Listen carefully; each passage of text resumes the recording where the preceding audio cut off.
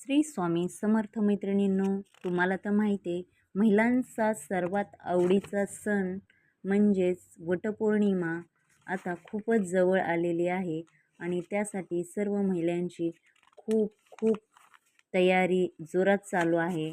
त्याबरोबरच आपल्याला गरोदर महिलांनी वडाची पूजा करावी का व वडाच्या झाडाला प्रदक्षिणा घालावीत का?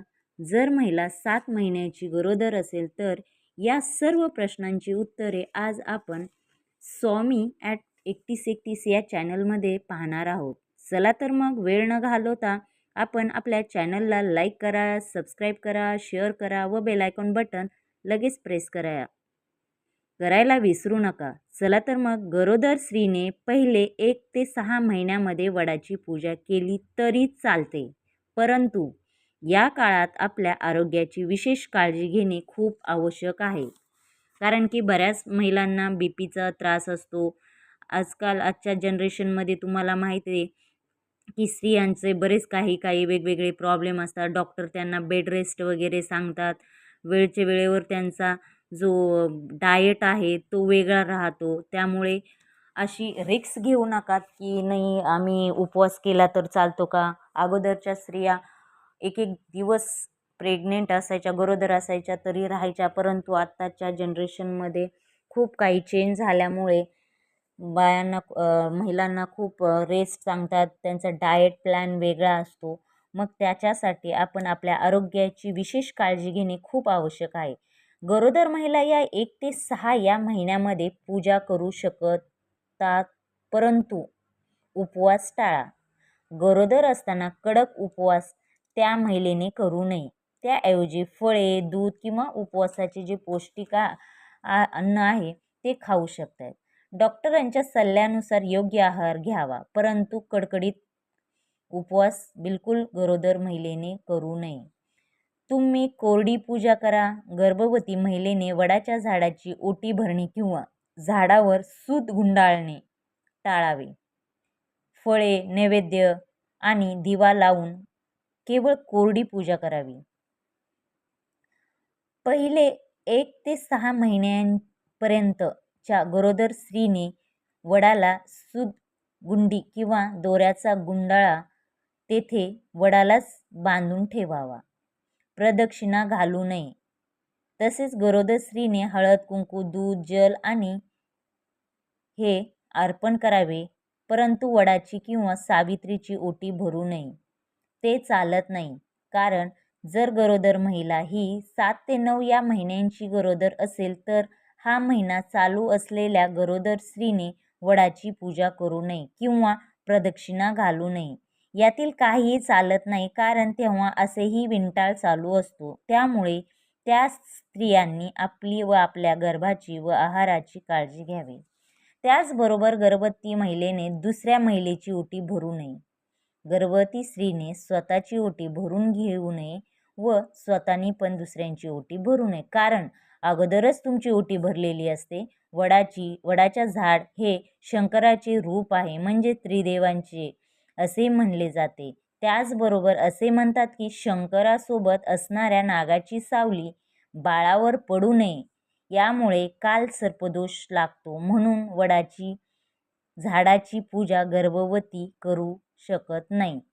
आता या वटपौर्णिमेला काय करावे व काय करू नये तर बघा, सकाळी आपल्याला लवकर उठून स्नान करायचे आहे। स्वच्छ नवीन साडी नेसायची आहे। वडाच्या झाडाची पूजा करायची आहे। वडाच्या झाडाला हळदी, कुंकू, अक्षदा, दूध वगैरे सर्व काही साहित्य घेऊन जायचे आहेत। दोरा वगैरे आणि ओंटीचे सामान वगैरे आपल्याला घेऊन जायचे आहे। तिथं व्यवस्थित अशा प्रकारे आपल्याला वडाची पूजा करायची आहे। 5 सवासणींची आपल्याला ओंटी भरायची आहे। 5 नाही भेटल्या तर एकाची का होईना आपल्याला, एका स्त्रीची का होईना आपल्याला ओंटी भरायची। जर एक पण स्त्री भेटलीच नाही तर तुम्ही आपल्या देवीची ओटी भरा, परंतु ओटी भरा आणि जे सामान घेऊन जाणार आहे ते व्यवस्थित सगळं न चुकता 5 साहित्य वगैरे व्यवस्थित घेऊन जा। आंबा, हळदी, कुंकू, अक्षदा, सुपारी, हळकुंड, नाणे, अशा प्रकारे पीस, तांदूळाची किंवा गव्हाची ओंटी अशा प्रकारे तुम्ही घेऊन जाऊ शकतायत आणि तिथे 5 सवासणींची का होईना तुम्ही ओंटी भरू शकता. वडाच्या झाडाला सून म्हणजे गुंडाळावे, म्हणजे दोरा गुंडाळे, त्याबरोबर प्रदक्षिणा घालावेत. या दिवशी सावित्री व सत्यवानाची कथा ऐकावी. हे खूप महत्त्वाचे आहे. आपण वडाची पूजा करतो आणि लगेच निघून येतो, परंतु नाही, या दिवशी या कहाणीला सुद्धा खूप खूप महत्त्व आहे.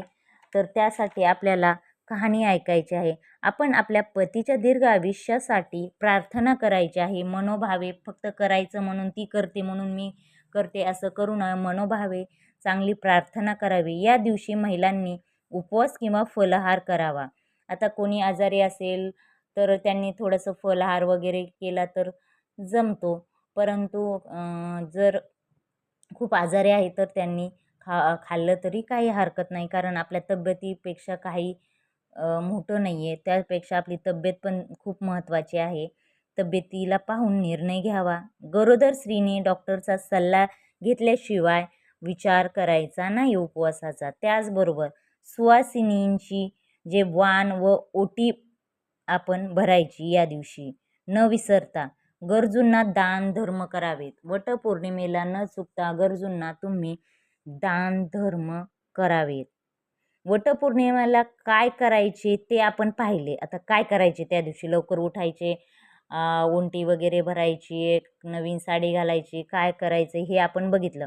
तर या दिवशी काय करायचं त्याच्यामध्ये एक राहिलं ते म्हणजेच आपल्याला जो शुभ रंग आहे या वर्षीचा 2026 मधला जो शुभ रंग आहे साडीचा, तर त्यामध्ये 5 रंग आहे. त्यामधील तुम्ही एका प्रकारची साडी नेसू शकता. हिरवी, लाल, पिवळी, गुलाबी आणि केशरी या 5 पैकी एका रंगाची तुम्ही साडी नेसू शकता. त्याचबरोबर न चुकता या दिवशी आपल्याला काचेच्याच बांगड्या घालायच्या आहेत न विसरता, आणि समसंख्येमध्ये त्या बांगड्या घालू नये. त्यानंतरची गोष्ट येते की आपण पाहिले आहेत, आता आपण हे पाहणार आहोत की काय करू नये या दिवशी. तर या दिवशी वडाच्या झाडाचे पाने, फांद्या तोडायचे नाहीत. त्याचबरोबर या दिवशी पूजेच्या वेळी वादविवाद, अपशब्द बोलू नये. या दिवशी मांसाहार करायचा नाही, तो टाळायचा. पूजा करताना चालू असताना अर्धवट सोडून पूजा जाऊ नये. या दिवशी कोणाचाच अपमान करू नये. अशा प्रकारे आपण या वटपौर्णिमेला जे गरोदर स्त्रीने 7व्या महिन्याच्या नंतर पूजा नाही करायची, हे सगळं काही मी डिटेल आपल्या स्वामी @3131 या चॅनलवर मी सर्व काही माहिती सांगितलेली आहे. अजून तुम्हाला काही माहिती हवी असेल तर नक्की माझ्या चॅनलला लाईक करा, शेअर करा, सबस्क्राईब करा आणि बेल आयकॉन बटन प्रेस करायला विसरू नका. कमेंट्समध्ये नक्की लिहा. श्री स्वामी समर्थ, श्री स्वामी समर्थ.